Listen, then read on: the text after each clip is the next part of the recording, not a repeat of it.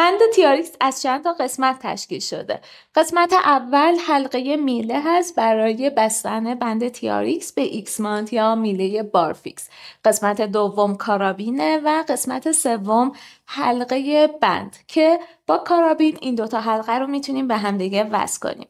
دوتا بند داره برای انجام حرکات، انتهای هر دوتا بند دسته و حلقه یا رکاب TRX قرار داره برای گرفتن و انجام حرکات یا قرار دادن پامون داخل بند.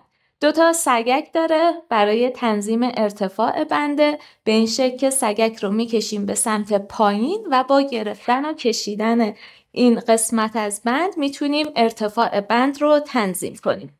توی تمام حرکاتمون باید هر دوتا بند TRX هم اندازه و موازی باشن. اینم بگم که بند TRX به هیچ عنوان حالت کشسانی نداره و با کشهای بدنسازی و پیلاتس کاملا متفاوته. در مورد شدت انجام تمرینات به راحتی با تنظیم ارتفاع بند و شیب بدنمون میتونیم شدت تمرینات رو از کم به زیاد تبدیل کنیم.